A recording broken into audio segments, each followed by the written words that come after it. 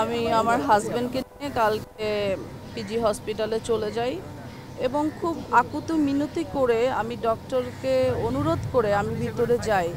আসলে আমার ভিতরে যাওয়ার পরে আমার ফিল হচ্ছিল, তারপরে তার কেবিনটার সামনে যখন আমি যাই, তাকে যখন আমি ওই মুহূর্তে ওই অবস্থায় দেখি, আমার কাছে মনে হলো কি একটা ডল ঘুমায় আছে। তো এত মায়া, আমি বারবার ডাকছি, অঞ্জনা আপু, অঞ্জনা আপু, এই আপু, ডাক শুনছো না?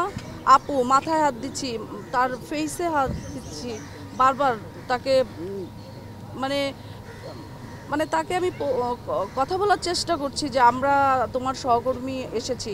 আমি তারপর বলছি আমি পলি, আমি আসছি।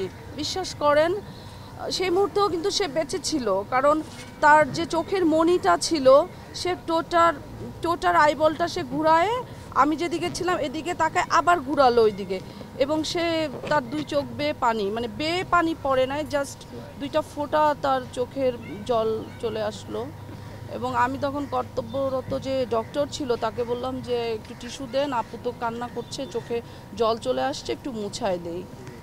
তখন উনি বলল যে উনি আসলে অন কাইন্ডস অফ মৃতই, যে উনি যন্ত্রের সাহায্যে, ভেন্টিলেশনের সাহায্যেই বেঁচে আছে, এটা খুলে দিলে হয়তো বা 2 সেকেন্ডও লাগবে না। বসুন্ধরা টিস্যুতে ছাড়ের ছড়াছড়ি। বসুন্ধরা টিস্যু নিয়ে এলো নিশ্চিত ছাড়। আসলে এরকম একটা এইভাবে যে আমরা অঞ্জনা আপুকে দেখবো, এটা আমরা কখনো কল্পনাও করতে পারিনি। অঞ্জনা আপু ছিল আমার মায়ের মতো, আমার তো মা নাই পৃথিবীতে। তো অঞ্জনা আপুর ফোনটা সবসময় মাসে 1-2 বার আসতোই, এবং যখনই সে কল করতো 1-1.5 ঘন্টার আগে সে কল ছাড়তো না। তার অনেক অভিমান ছিল চলচ্চিত্রের, বিশেষ করে 2টা হিরোর প্রতি তার অনেক অভিমান, অনেক অভিশাপও দিয়ে গেছে, আমি নাম বলতে চাই না। তো মানুষ মরে গেলে যে মায়া কান্না তারা করে, আসলে এটা বেঁচে থাকতে কেন তোমরা সেই সহানুভূতিটা দেখাও না? আমার প্রশ্ন হচ্ছে এটা। আমরা চলচ্চিত্রের একটা জিনিস খুব লক্ষ্য করি, যারা সিনিয়র হয়ে যায় তাদের যে আদর আপ্যায়ন খোঁজ নেওয়া, এই জিনিসটা খুব পরিমাণ কমে যায়। যে দুঃখটা না আসলে আর্টিস্ট নিতে পারে না, তখন আস্তে আস্তে সে একাকিত্বতায় ভুগে, বিষণ্ণতায় চলে যায়। তো অঞ্জনা আপাকে আমরা যারা চলচ্চিত্রে, আমরা যারা কর্মীরা ছিলাম, এই অভাবটা আমরা কখনো বুঝতে দিতাম না। আমরা যে কোনো সময় সে ফোন দিলে কথা বলতাম, আমাদের যে কোনো প্রোগ্রামে তাকে ইনভাইট করতাম।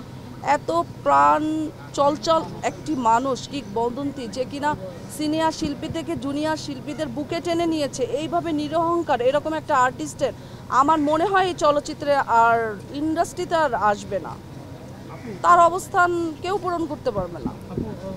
আর আমার সৌভাগ্য হয়েছিল তার সাথে অভিনয় করার, জি সরকারের একটা ছবিতে, সে আমার কো আর্টিস্ট ছিল, আমি তার সাথে কাজ করার এক্সপিরিয়েন্স আছে, এবং আমার সাথে অত্যন্ত ভালো সম্পর্ক ছিল।